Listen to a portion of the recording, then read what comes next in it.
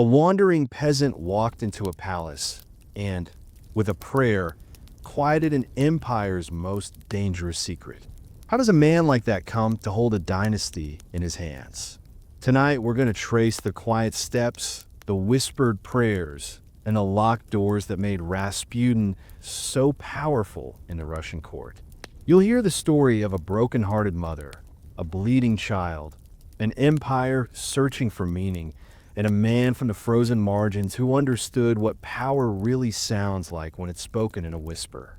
We'll walk from a Siberian village to the marble echo of royal corridors, from candlelit prayer to newspaper scandal, from myth to plausible explanation. Along the way, we'll ask, why did Alexander trust him? What did he actually do? And how much of his power was real, compared to how much was fear, rumor, and the desperate hope of a dying regime? Before Rasputin, there was a wound. It was small, invisible, and it lived inside a child. Alexei Nikolaevich, the Tsarevich, heir to one of the largest empires on earth, was born 1904 with hemophilia, a genetic disorder that meant his blood did not clot properly. A bruise could become a slow internal drowning. A stumble could teeter on the edge of death. No one beyond the tightest circle could know. The dynasty's survival depended on him. He was the future, and he was so very fragile. Imagine the winter quiet of the Alexander Palace at Tsarskoye Selo. Polished floors, the smell of wax and lavender. In one room, an empress listens for her son's breathing, counting beats like prayers. Alexandra Fyodorovna, wife of Nicholas II, had 4 daughters before Alexei. When he arrived, a longed-for boy, the answer to years of whispered questions, he was greeted as a miracle, and then the blood would not stop. Every fall, every cough, every careless laugh that led to tumbling on the lawn. A mother's heart seized, court doctors grew pale, and the family learned a new way of living, quietly, carefully, secretly. This was the empire's first vulnerability, not written in treaties or budgets, but in sleepless nights and folded handkerchiefs. Around it gathered other fractures. The shock of the 1905 revolution after the war with Japan. The grim knowledge that the old order was cracking, even as the imperial couple clung to a private life of family, faith, and simple pleasures. Nicholas was earnest, dutiful, and inward. Alexandra was deeply religious, anxious for signs, prone to seeing meaning in coincidences and comfort in ritual. Together, they believed in an older rhythm of rule. God crowned people like a chain of light descending from heaven. But the world outside was modern, mechanized, and loud. Russia was huge, diverse, full of hungry factory towns and wounded peasants and angry students. Newspapers multiplied. Rumors were now ink. In the gap between royal instinct and the new public world, voices rose. The Duma, think piece writers, priests, radicals, even mystics. If you were listening, you could hear them, an air thick with spiritual hunger and political confusion. The royal couple responded by looking inward, retreating to the small circle of those they trusted. Into that circle, one night, walked a man from Siberia, carrying nothing the state could measure and everything the family needed. A sense that when he entered a room, the world calmed. That was the wound. This is the door. And doors, once opened, are difficult to close. Grigory Yefimovich Rasputin was born in 1869 in Pokrovskoye, a village on the Tura River in Siberia.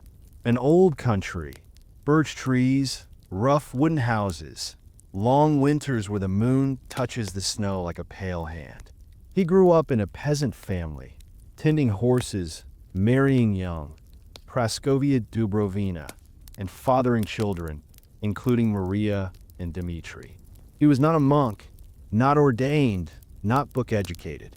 People say he had a magnetism even as a young man.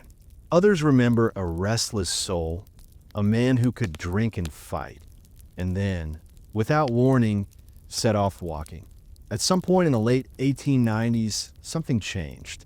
Some sources say he experienced a vision of the Virgin Mary, while others speak of a crisis, perhaps a brush with the law, perhaps simply the ache of a man searching.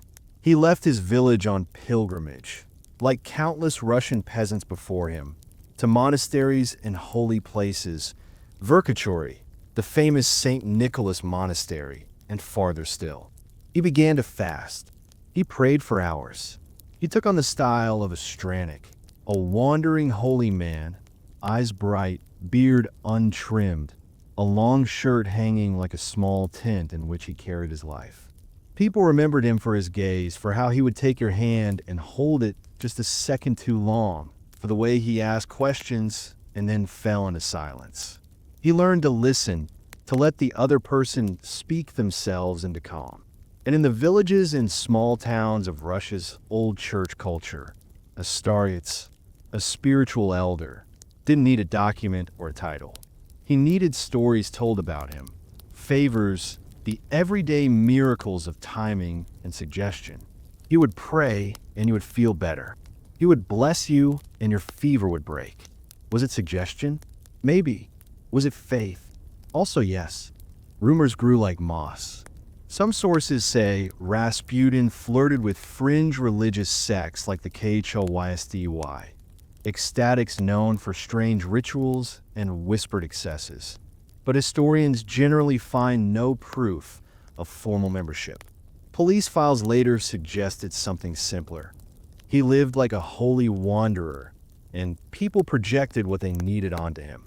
He traveled, he confessed, he wept, he sang prayers in a raw peasant voice that went straight to the heart, or at least gave the illusion of doing so. He could be kind and rough in the same hour. He was notorious for a complicated relationship with women. He drew them in. He prayed with them. He laid hands on them in ways that blurred lines between healing, comfort, and seduction. Some of this is wrapped in slander, some in truth. In an age when the religious and the sensual could sit very close in people's minds, Rasputin was a storm of both. By 1903 or 1904, he had wandered far enough to reach St. Petersburg, the imperial capital. Against its palaces and gilded domes, Rasputin must have looked like a piece of raw earth dropped on a porcelain plate. Yet the city was full of salons and spiritual seekers, aristocrats fascinated by mysticism, occultism, theosophy, seances, mesmerism. The elite were bored and frightened. They were drawn to what felt elemental and real. A peasant who spoke of God as if he'd met him on a muddy road? That was spellbinding. Rasputin was introduced to churchmen and aristocrats. Bishop Theophan, later Bishop Hermogen, and some sources say the Montenegrin princesses Milica and Anastasia, who had their own reputation for spiritual pursuits. He was invited to pray, to talk, to bless. He was unimpressed by prestige, and that lack of deference, so rare, thrilled the high-born women who felt unseen by their own powerful world. The city stirred around him like a pond after a stone thrown just right. In time, someone would whisper his name in the right ear. The ear belonged to a queen. Rasputin had become a starets by need, by performance, by belief, and perhaps by genuine intuition. All of that was now moving him toward the center. The center, in turn, was glancing outward, hoping for a miracle it couldn't request in a letterhead. Rasputin was that letter written in the margins. And margins sometimes speak the truth no official line can hold. There's a moment, quiet at first, when a life crosses from wandering to influence. For Rasputin, it came in a parlor lit by candles, or perhaps a small chapel, or a drawing room. Accounts differ on the exact path. Some sources say the Montenegrin princesses introduced him to the imperial couple. Others credit Bishop Theophan as the bridge. What matters is this. Around 1905, he met Nicholas in Alexandria. He bowed, then looked up, and Alexandria, who had been taught to read souls, felt something settle. He seemed to pray with a purity that cut through the layers of ceremony that often deaden court religion. He spoke to her not as an empress, but as a mother. He saw, without being told, the fear in her. He spoke softly, without the clatter of sermon or the wheedle of flattery. He listened. Nicholas was cautious, gently amused by the man in the coarse shirt who seemed utterly comfortable in palaces. But Alexandra was moved. Her faith was deep and sincere, her nerves raw as violin strings. She wanted someone who believed, with absolute confidence, that God was near and that he was kind. Rasputin gave her that God. He was not immediately powerful, for while he was simply there, a visitor, a presence, a man to whom Alexandra spoke about God and sickness and hope. He blessed images, he sent small notes. He visited convents and was rebuked by some clergy as too forward, too free. But again and again, the same pattern: a woman in pain, a man who prays, relief follows. Then, in 1907, the pattern met the wound. Alexei suffered an episode: pain, swelling, terrible bleeding. Doctors hovered. Alexandra invited Rasputin. He prayed. He spoke into the audible terror of a room where a child cries and men with instruments cannot soothe. The pain eased. The bleeding slowed. The child slept. Maybe he simply calmed the room. Maybe he told everyone to stop poking and prodding the boy. Maybe his presence, dear to Alexandra, slowed her panic, and that slowed decisions that might have made things worse. Maybe he was lucky, or maybe it was more. The Empress did not parse the options. She saw what she saw. Her son breathed easily in the presence of this man. That was enough. In the following years, Rasputin's visits continued. He didn't live at court. He wasn't always there, but he was always reachable, and more than once with a note or a phone call. He seemed to pull a child back from a ledge no one should have to stand on. The most famous case came in 1912 at Spala in what is now Poland. Alexei, then 8, suffered a terrible fall and began to bleed internally. The boy's legs swelled monstrously. Fever burned. He drifted in and out. Priests were called to give last rites. It was that close. Alexander sent a desperate message to Rasputin, who was in Siberia. He sent back a telegram. The words, in one translation, were simple: God has seen your tears and heard your prayers. Do not grieve. The little one will not die. Do not let the doctors bother him too much. The next day, Alexei's condition improved. The swelling began to subside. The crisis passed. Science offers plausible explanations. Aspirin, then a new wonder drug, was commonly used by doctors, and it thins the blood. If Rasputin's influence prompted them to stop it, his instruction could have helped the boy's body do what it could still do: clot slowly. Rasputin also practiced a kind of quiet hypnosis, a steady cadence that reduced distress. Lower stress, lower heart rate, lower blood pressure, less bleeding. All this fits. But families do not love explanations. They love the child who wakes up smiling. For Alexandra, there was no doubt Rasputin saved her son. From that moment, everything changed. Rasputin had passed a test no courtier could arrange. He had delivered what no minister could deliver. He had given back breath. And in the calculus of a mother's heart, that gratitude becomes trust. Trust becomes dependence. Dependence in a palace becomes power. That power did not look like a throne. It looked like a door, slightly ajar, at odd hours. Like a private note passed when others were not allowed in the room. Like the right to be blunt with an empress and be forgiven. So the door opened. It would open wider still. Rasputin's authority flowed through a channel both private and unsteady. His access to Alexandra.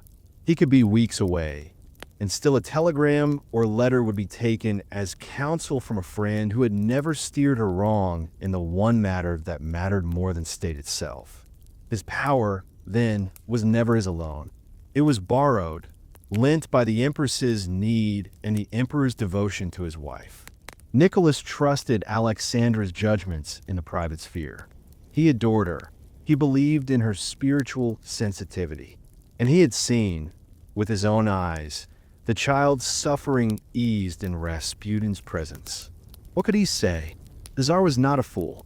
He was, however, a man trained to believe that loyalty was a virtue even when the world screamed that it was a mistake. Those screams were getting louder. Rasputin's home in St. Petersburg, places on Gorkovaya Street, and later other addresses, became a kind of backdoor to the palace. Aristocrats, supplicants, priests, politicians, and women in expensive furs came calling. Some sought his blessing, some his intervention, some his company. Police agents watched and took notes. Their reports described drinking, rowdy evenings, women, impropriety. Some sources say the reports themselves were colored by contempt and the thrill of scandal. Other sources, especially later when memory became an instrument, paint Rasputin as a tireless seducer and abuser. The truth sits somewhere unsteady. He was charismatic, often drunk, coarse, and he crossed boundaries. Yet he could also be generous, tender, and sometimes uninterested in wealth. He gave away money. He took it too.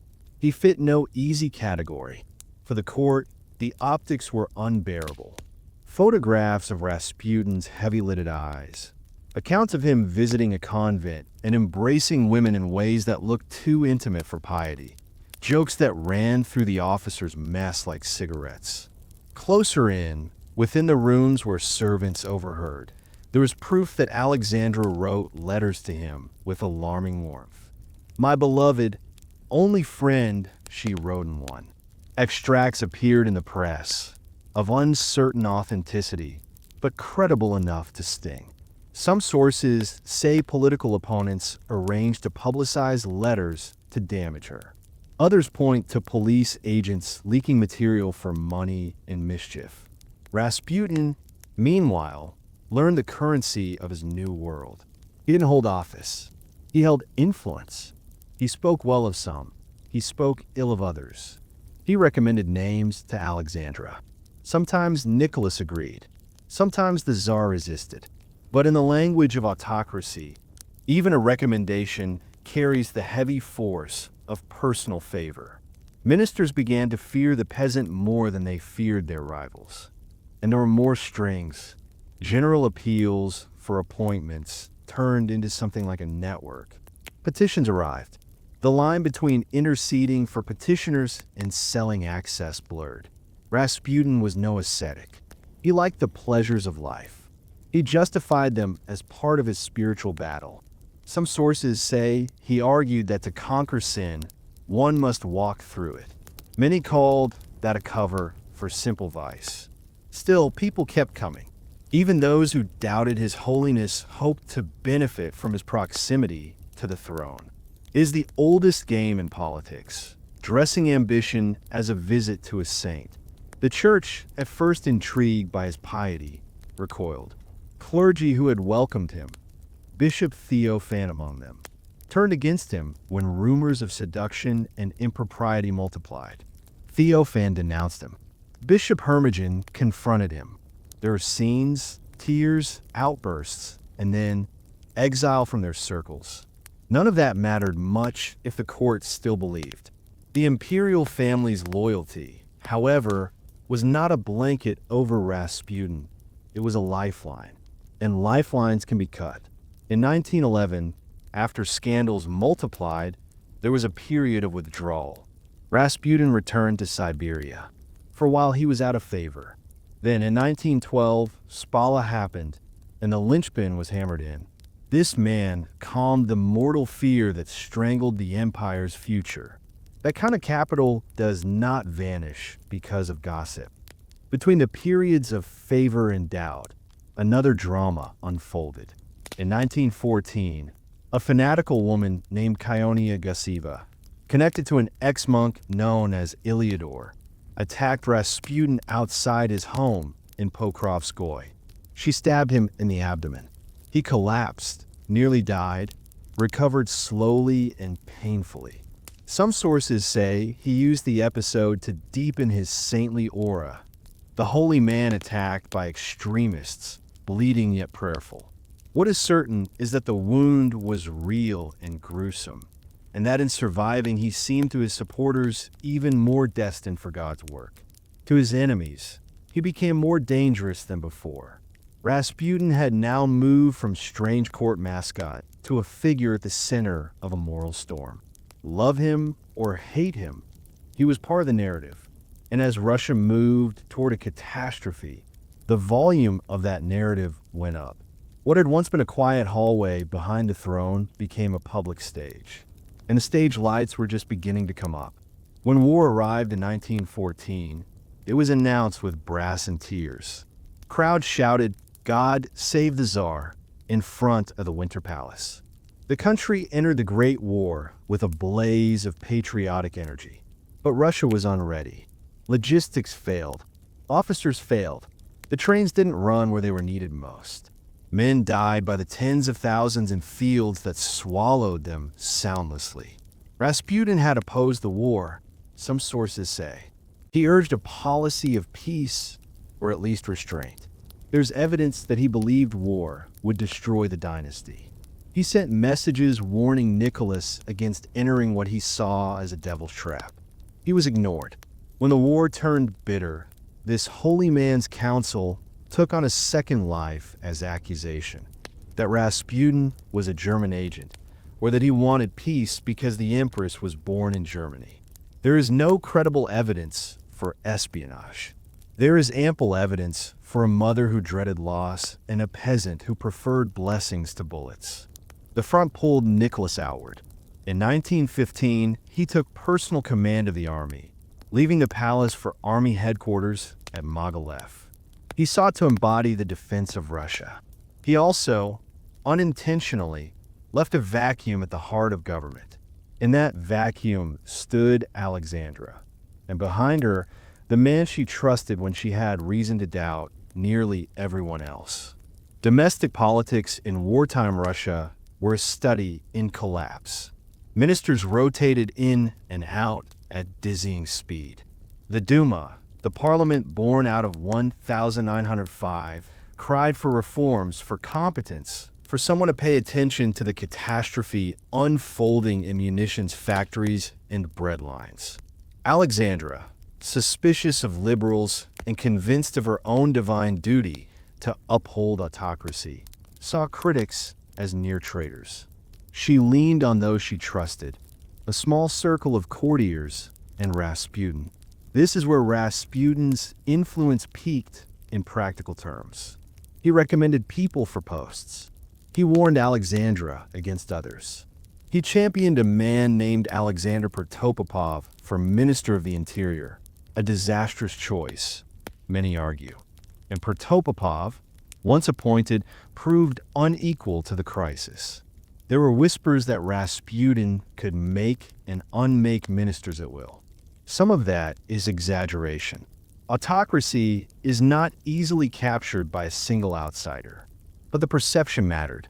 It became common wisdom that the prime minister's true confirmation took place not in the throne room, but in a shabby apartment where a woman might be leaving with a blessing pinned to her coat. This ministerial leapfrog, the constant changing of government, was not solely Rasputin's doing. It was a symptom of a regime that could not settle on a policy or a philosophy adequate to the war and the hunger that followed it. But Rasputin's presence made it easy to tell a simpler story, that a dark sorcerer had bewitched the empress, and the empire was being ruled by spells. It was a vicious story tinged with anti-German hatred of Alexandra and a coarse misogyny that accused her of sins the evidence does not support. It was also a useful story to those who wanted Nicholas to abdicate or to those who want a constitutional shift. A courtier can be opposed politely. A demon must be destroyed.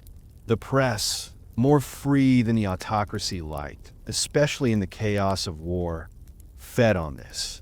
Cartoons, scandal sheets, whispered jokes, an avalanche. Dark forces, wrote one Duma deputy, calling Rasputin and his circle by that chilling name. Police reports, some sober and some laced with spite, documented Rasputin's nightly habits. The reality was ugly enough. Drunkenness, a coarse tongue, a man losing his way in the whirl of his own legend. But it is crucial to remember, power in Russia then did not move through congresses. It flowed through rooms. Rasputin had a key to one of those rooms. That was enough to make him appear omnipotent, when in fact he was a lever attached to a machine already falling apart. In private, he still benefited the family where it mattered to them most. He calmed Alexei during crises. He reminded Alexandra to sleep. He spoke to her of God and Russia as if these were two hands, outstretched, waiting to catch them. For the Empress, this was not politics. It was survival. For the state, it was disaster. The distance between those two truths, private salvation, public ruin, grew lethal. As winter moved closer each year and bread lines lengthened, resentment crystallized. There are nights when the city is too quiet, and you can feel history waiting. The conspirators who gathered in 1916 felt that waiting. They also felt a simpler heat, hatred and fear. They decided that the whisper must be silenced. Felix Yusupov, rich and restless, the prince who owned palaces people still dream about, took the lead. He recruited Grand Duke Dmitry Pavlovich, a royal cousin, Vladimir Purishkevich, a Duma deputy, and a handful of others. They believed that removing Rasputin would free the emperor and empress from malign influence and allow reforms to proceed. They also believed that Russia would forgive them. Some sources say British intelligence officers knew of the plot and perhaps encouraged it, fearing Russia would seek a separate peace because of Rasputin's influence over the empress. That involvement remains unproven but tantalizing. The plan, as told later by Yusupov, reads like melodrama. Invite Rasputin to the Yusupov palace on the Moika, ply him with cakes and wine laced with cyanide, watch him die, dispose of the body. What happened is less theatrical and more brutal. Modern historians doubt the cyanide story. The autopsy did not find poison, though wartime forensics were imperfect. What is clearer is this. The men shot Rasputin at least twice, perhaps 3 times. One bullet likely struck him in the chest, another to the back. A final shot, some say, through the forehead, killing him. The body was thrown into the river under a cold December sky, 1916. His death ended a rumor and created a myth. The press had its ending. The devil drowned in icy water, an empire cleansed. The empire was not cleansed. It was already dying of other wounds: war, hunger, bureaucracy, indifference, rage. The murderers hoped the Tsar would reward them. He exiled them instead. It was a last, small assertion of royal dignity. It changed nothing fundamental. In the days that followed, Alexandra mourned.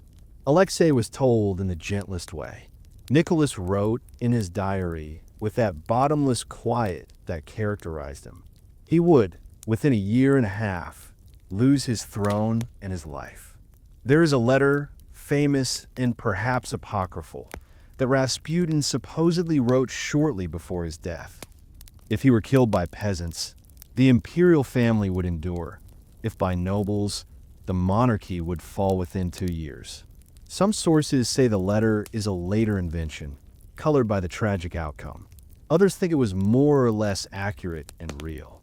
In the calculus of myth, it hardly matters. The words fit the arc that followed like a key slides into a lock already cut to shape. Rasputin's body was cremated secretly, in fear that his grave would become a shrine. But the shrine did not need a body.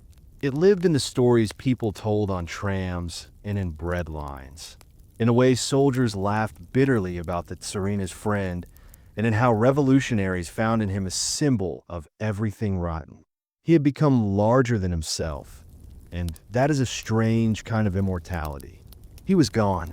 His power, such as it was, left behind only its consequences and the story we have been telling ever since, that a peasant brought down an empire.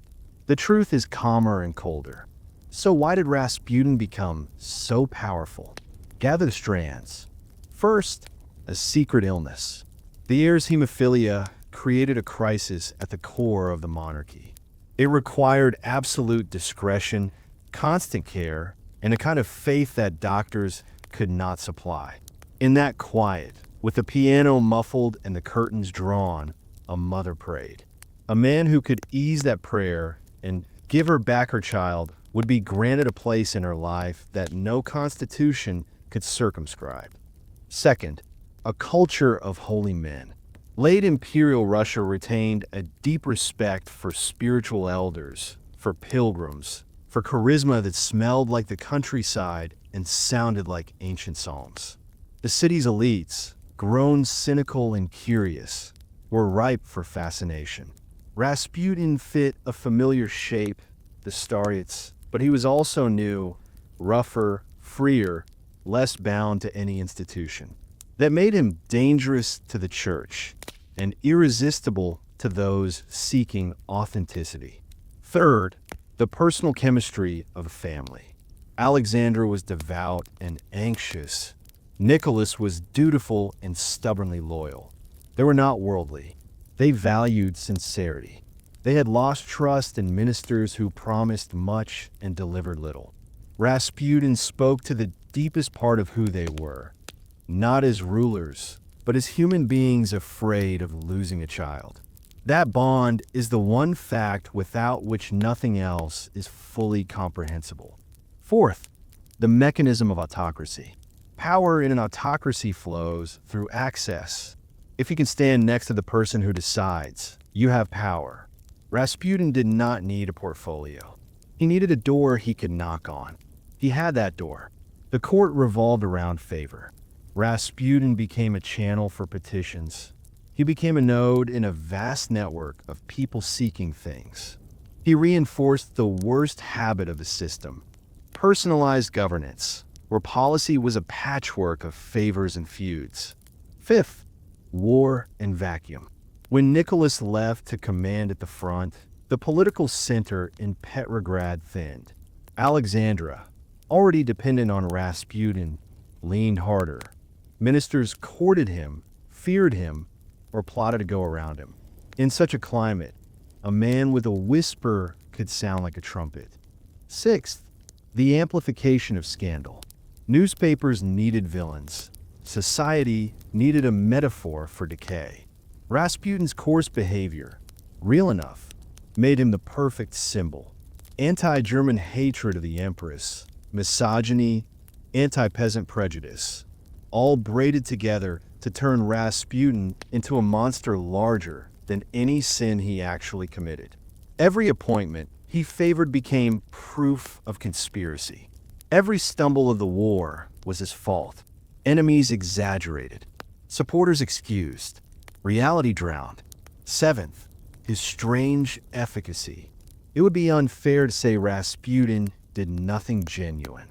In moments of crisis, he calmed Alexandra and, through her, perhaps calmed the household around Alexei.